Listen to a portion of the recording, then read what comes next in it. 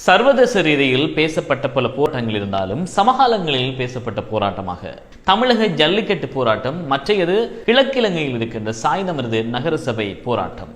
அது தொடர்பான CTNின் 9வது காணொளியே இது. இலங்கையில் இருக்கின்ற முஸ்லிம்கள் 100% வாழ்கின்ற ஒரே ஒரு பிரதேசமான சாய்ந்தமருதில் இப்போது 3 தசாப்தங்களாக நகரசபை பெற்றுக்கொள்கின்ற போராட்டம் இடம்பெற்று வருகிறது. இப்படி இருந்த போதிலும் மாநகர சபை பெற்றுக்கொள்ளக்கூடிய ஒரு அந்தஸ்தினை பெற்றுக்கொண்ட ஒரு ஊராகவும் இது பார்க்கப்படுகிறது. இப்படி இருக்கின்ற சூழ்நிலையில் கடந்த உள்ளூராட்சி மன்ற தேர்தலில் கல்முனை மாநகர சபையிலும் காரைதீவு பிரதேச சபையிலும் தோடம்பல சின்னம் என்கின்ற சுயேட்சையின் மூலமாக களமிறங்கி மாளிகைக்காடு கிழக்கு வட்டாரம் தவிர எல்லா பிரதேசங்களிலும் வெற்றியினை பதிவு செய்தார்கள். இந்த உள்ளூராட்சி மன்ற தேர்தலில் குறிப்பாக மொத்தமாக 10 ஆசனங்களை பெற்ற சாய்ந்தமருது மக்கள் பணிமனையினர் இந்த ஆசனங்களை பெற்றதற்கு பிறகு சாய்ந்தமருது நகரசபை என்ற போராட்டம் எங்கு சென்றது என்பது கேள்விக்குறியாக இருப்பதும் துரதிர்ஷ்டவசப்பாகவும் இருக்கின்ற ஒரு விடயமாக இருக்கிறது. இந்த நிலையில் தான் கடந்த ஜனாதிபதி தேர்தலில் கோட்டாபய ராஜபக்ச அவர்களுக்கு தங்களுடைய ஆதரவினையும், அதே போல கடந்த நாடாளுமன்ற தேர்தலில் தேசிய காங்கிரஸ் தலைவர் AL மத்தாவுல்லா அவர்களுக்கும் தங்களுடைய ஆதரவுகள் இருக்கும் என்று சொன்னது ஒரு புறம் இருந்தாலும், இவர்களுக்கு ஆதரவு வழங்குவதாக சொல்லியிருந்த போதிலும் வழங்கப்பட்டது வழங்கப்படாதது ஒரு புறம் இருந்தாலும் இறுதியில் மிஞ்சியது ஏமாற்றம் மட்டுமே. சாய்ந்தமருது மக்கள் நகரசபை போராட்டம் வேண்டி நிற்கின்ற அந்த நேரத்திலே முன்னாள் அமைச்சர்களாக இருந்த AL மத்தாவுல்லா, விமலவீர திசாநாயக்க இவர்களுடைய முயற்சியின் பலனாக வர்த்தமானியில் சாய்ந்தமருதுக்கு நகரசபை வழங்கப்பட்டதான வர்த்தமானி அதிவேகமாக வந்தது. அதே வேகத்திலே ஒரு சில நிமிடங்களுக்கு பின் அது நிறுத்தப்பட்டதாகவும் வாபஸ் பெறப்பட்டதான அறிவித்தலும் வெளிவந்தது மக்கள் மத்தியில் பாரிய ஏமாற்றத்தை பெற்றது. இந்த பிரச்சனைக்கான தீர்வு கிடைப்பதற்கு நீதிமன்றத்திலே வழக்கு சென்று கொண்டிருப்பதனால் நாங்கள் இதை பற்றி ஆராய தேவையில்லை. ஆனாலும் ஏற்கனவே இது தொடர்பாக ஸ்ரீலங்கா முஸ்லிம் காங்கிரஸ், அதே போன்று அகில இலங்கை மக்கள் காங்கிரஸ், அதே போல கோட்டாபய ராஜபக்சனுடைய அரசு, அதே போல ரணில் விக்ரமசிங்கே இவர்கள் எல்லாம் ஏமாற்றியதற்கு பிறகு இப்போதும் தேசிய காங்கிரசும் ஏமாற்றி இருக்கிறது. இந்த நிலையிலே கடந்த பொது தேர்தலில் தேசிய காங்கிரஸ் குதிரை சின்னத்திலே சாய்ந்தமருதினை பிரதிநிதித்துவப்படுத்துவதற்கும் மக்கள் பிரதிநிதியாகவும் முன்னாள் பிரதேச செயலாளராக இருந்த சலீம் அவர்களை களமிறக்கியது. அதே போலதான் அவர் உட்பட அம்பாறை மாவட்டத்திலே 8 வேட்பாளர்கள் களமிறக்கப்பட்ட போதிலும் தலைவரோடு சேர்த்து 10 பேரை தேசிய காங்கிரஸ் குதிரை சின்னத்திலே களமிறக்கி இருந்தது என்பது குறிப்பிடத்தக்கது. இந்த 10 பேரும் சேர்ந்து அம்பாறை மாவட்டத்திலே கடந்த நாடாளுமன்ற தேர்தலிலே குறிப்பாக 38,911 வாக்குகளை பெற்றிருந்தார்கள். அந்த நாடாளுமன்ற தேர்தலிலே தனிப்பட்ட வாக்குகளாக முதன்மை வேட்பாளராகவும் இருந்த AL மத்தாவுல்லா அவர்கள் அம்பாறை மாவட்டத்திலே 35,697 வாக்குகளை தனி வாக்குகளாக பெற்றிருந்தார். அதே போலதான் 2ஆம் இடத்திலே இருந்த சலீம் அவர்கள் முன்னாள் பிரதேச செயலாளர் 24,170 வாக்குகளை சுய வாக்குகளாக பெற்றிருந்தார். இந்த தேர்தலில் சாய்ந்தமருது நகரசபை வேண்டி கோரி இந்த தேர்தலிலே களமிறங்கிய சலீம் DS அவர்கள் பெற்றுக்கொண்ட வாக்குகளை பொறுத்தவரைக்கும் அம்பாறை மாவட்டத்தில் இருக்கின்ற குறிப்பாக 4 தொகுதிகளையும் எடுத்துக்கொண்டால் கல்முனை தொகுதியிலே 8,757 வாக்குகளையும், சம்மாந்துறை தொகுதியிலே 6,637 வாக்குகளையும், பொத்துவில் தொகுதியிலே 7,691 வாக்குகளையும், அம்பாறையிலே 6 வாக்குகளை மட்டுமே அவரால் பெற்றுக்கொள்ள முடிந்தது. ஒட்டுமொத்தமாக 24,170 வாக்குகளை அம்பாறை மாவட்டத்திலே சலீம் DS அவர்கள் தனி வாக்குகளாக பெற்றிருந்தார். இவற்றையெல்லாம் வைத்து பார்க்கின்ற போது தேசிய காங்கிரஸ் ரீதியாக கடந்த நாடாளுமன்ற தேர்தலிலே அம்பாறை மாவட்டத்திலே குறிப்பாக கல்முனை தொகுதியிலே பெற்றுக்கொண்ட வாக்குகளை நாங்கள் உங்களுக்கு ஞாபகப்படுத்துகிறோம்.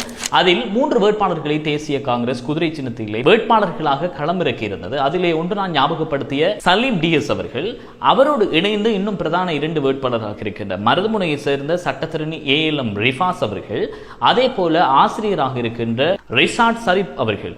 எனவே இந்த 2 பேரோடு சேர்த்து சலீம் DS உட்பட 3 பேரும் இந்த கல்முனை தொகுதியில் பெற்றுக்கொண்ட மொத்த வாக்குகளின் எண்ணிக்கையாக 10,401 காணப்படுகிறது. ஏனைய கட்சிகள் அந்த நாடாளுமன்ற தேர்தலிலே எப்படியான வாக்குகளை பெற்றது என்பதையும் ஞாபகப்படுத்துகிறேன். குறிப்பாக தேசிய காங்கிரஸ் மொத்தமாக கல்முனை தொகுதியிலே 10,401 வாக்குகளை பெற்றிருந்தது. அகில இலங்கை மக்கள் காங்கிரஸ் 6,380 வாக்குகளை பெற்றிருந்தது. சஜித் பிரேமதாசாவினுடைய அணியினர்கள் 20,011 வாக்குகளை பெற்றிருந்தார்கள். அதே போல SLPP மொட்டு கட்சியினர்கள் 2,721 வாக்குகள் கல்முனை தொகுதியில் மாத்திரம் பெற்றிருந்தார்கள். இவை எல்லாத்தையும் வைத்து பார்க்கின்ற போது நகரசபை கேட்டு மக்கள் போராடிய சாய்ந்தமருதுக்கான நகரசபையும் கிடைக்கவில்லை. அத்தாவுல்லா அவர்களை நம்பி வந்த சலீம் டிஎஸ் அவர்களுக்கும் எதுவும் கிடைக்கவில்லை. எனவே எல்லாம் பூச்சியத்திலேயே முடிவுக்கு வந்தது. சாய்ந்தமருது நகரசபை கிடைப்பதற்கான வாய்ப்பு பல முறை இருந்த போதிலும் அரசியல் உள் அஜெண்டாக்கள் மூலமாக அது இல்லாமல் போனது மறக்கவும் முடியாத ஒரு உண்மை. எனவே தோடமல சின்னத்துக்கு கிடைத்த 9 ஆசனங்களோடு சேர்த்து ஏனைய கட்சிகளின் ஆசனங்களையும் அனுசரணையோடு பெற்று ஒப்பந்தத்தின் அடிப்படையில் இவர்கள் கல்முனை மாநகர சபையின் மேயராக மாறியிருப்பதற்கான வாய்ப்பு இருந்த போதிலும் அதை இவர்கள் நழுவ விட்டார்கள். ஒரு மேயர் என்ற ஒரு அதிகாரத்தோடு சாய்ந்தமருது விவகாரம் சம்பந்தமாக ஜனாதிபதி இடத்திலே இருந்து அவர்கள் பேசியிருக்கலாம். அதுவும் நடந்த பாடில்லை. இப்படி சாய்ந்தமருது மக்கள் அதிகாரத்தை இழந்திருந்த நிலையிலே நாடாளுமன்ற தேர்தல் ஒன்று வந்தது. ஆனால் நாடாளுமன்ற தேர்தலில் ஸ்ரீலங்கா முஸ்லிம் காங்கிரஸ் அல்லது அகில இலங்கை மக்கள் காங்கிரஸ் மூலமாகவே சலீம் டிஎஸ் அவர்கள் களம் கண்டு வெற்றி பெறுவதற்கான வாய்ப்புகள் இருந்த போதிலும் தேசிய காங்கிரசிலேயே ஒரு ஆசனம் கிடைக்கும் என்பதை அறிந்தும் அவர்கள் தேசிய காங்கிரசினூடாக நாடாளுமன்ற தேர்தலில் சலீம் டிஎஸ் அவர்கள் களம் கண்டார். ஆனால் இறுதியில் 2வது முறையும் ஒரு நாடாளுமன்ற உறுப்பினர் பெறுகின்ற வாய்ப்பினை சாய்ந்தமருது மக்கள் எழுந்து கொண்டது. திருகோணமலை அதே போல மட்டக்களப்பு அம்பாறை 3னுடைய அபிவிருத்தி குழுவினுடைய இணைத்தலைவராக இருந்து கொண்டிருக்கிறார்.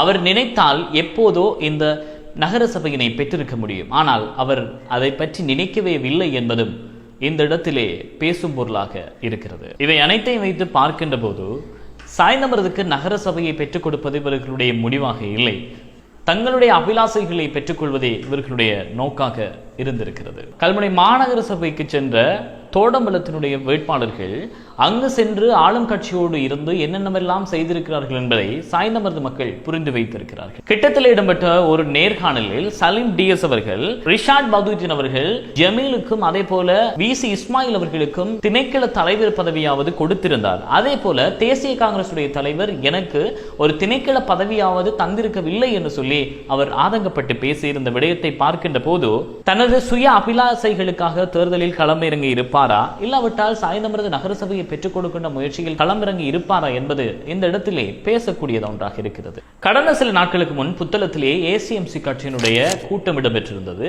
எனவே அந்த கூட்டத்திலே வைத்து சலீம் டிஎஸ் அவர்கள் ஏசிஎம்சி கட்சியிலே உத்தியோகபூர்வமாக இணைந்து கொண்டார். இப்படி இருக்கின்ற போதிலும் ஜமீல் விசி இஸ்மாயில் சிராஸ் மீரா சாஹிபுக்கு ரிஷாட் பதுதீன் அவர்கள் திணைக்கள தலைவர் பதவி கொடுத்ததை போல இவருக்கும் கொடுப்பதற்காக இவர் இணைந்து கொண்டாரா, இல்லாவிட்டால் ரிஷாட் பதுதீனோடு சேர்ந்து சாய்ந்தமருது நகரசபை பிரச்சனையை தீர்ப்பதற்காக இவர் இணைந்தாரா என்பது சமூக வலைத்தளங்களில் இப்போது பேசும் பொருளாக மாறியிருக்கிறது. சலீம் டிஎஸ் இணைவுக்கு பின்னால் நாங்கள் சிந்திக்க வேண்டிய ஒரே விடயம் என்ன என்றால், இப்போது இருக்கின்ற அகில இலங்கை மக்கள் காங்கிரசுடைய அதிக வாக்கு வங்கிகளை கொண்டிருக்கின்ற நிந்தூரிலே முன்னாள் தவிசாளராக இருந்த தாகிர் அவர்கள், அதே போல சம்மாந்துறை முன்னாள் பிரதேச சபை தவிசாளரும் முன்னாள் கிழக்கு மாகாண சபை உறுப்பினராகவும் இருந்த மாஹிர் அவர்களுக்கும், அதே போலதான் கிழக்கின் கேடயத்தினுடைய தலைவராக இருக்கிற சபீஸ் அவர்களும், கல்முனையில் இருக்கின்ற முன்னாள் கிழக்கு மாகாண சபை உறுப்பினர் ஜவாத், இப்படிப்பட்ட இவர்கள் அதிகமான வாக்கு வங்கிகளை வைத்திருந்து ஏசிஎம்சி கட்சியில் இருக்கின்ற இந்த நிலையில்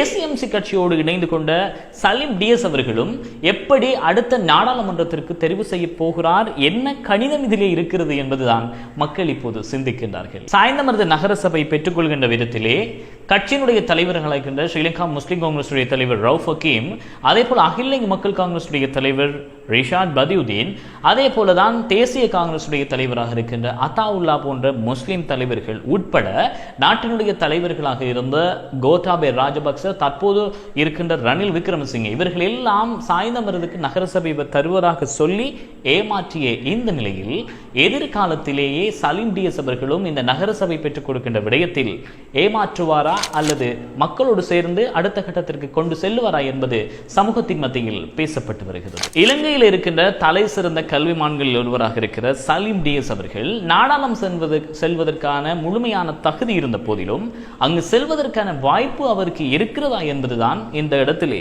பேசும் பொருளாக இருக்கிறது. இந்த நிலையை பார்த்துக் கொண்டால் அகில இலங்கை மக்கள் காங்கிரஸில் இருந்து ஏற்கனவே ஒரு கல்விமானாகவும் அரசியல்வாதியாகவும் இருந்து பிரிந்தவர்களுடைய பட்டியலை பார்க்கின்ற போது ஹுனைஸ் ஃபாரூக், ஹிஸ்புல்லா, வயலஸ் ஹமீத், நிஜாமுடீன், ஜமீல், அதே போல சிராஸ் மீரா சாஹிப், அன்வர் முஸ்தபா, விசி இஸ்மாயில், அதே போல கலீல் ரஹ்மான், எஸ்எஸ்பி மஜித் என்று சொல்லி பட்டியல் நீண்டு கொண்டே செல்கிறது. போன்றவர்களின் பெயர் பட்டியலில் சலீம் டிஎஸ் பெயரும் இணைத்துவிடக் கூடாது என்பது எங்களுடைய எதிர்பார்ப்பாக இருக்கிறது. சாய்ந்தமருதுக்கு சாய்ந்தமருது நகர சபையினை பெற்றுத்தருவதாக கூறி ஏமாற்றியே இருக்கிறார்கள். ஆனாலும் எப்போது இந்த சாய்ந்தமருது அவல தாயினுடைய எதிர்காலம் மலரப்போகிறது என்பது கேள்விக்குறியாக இருக்கிறது.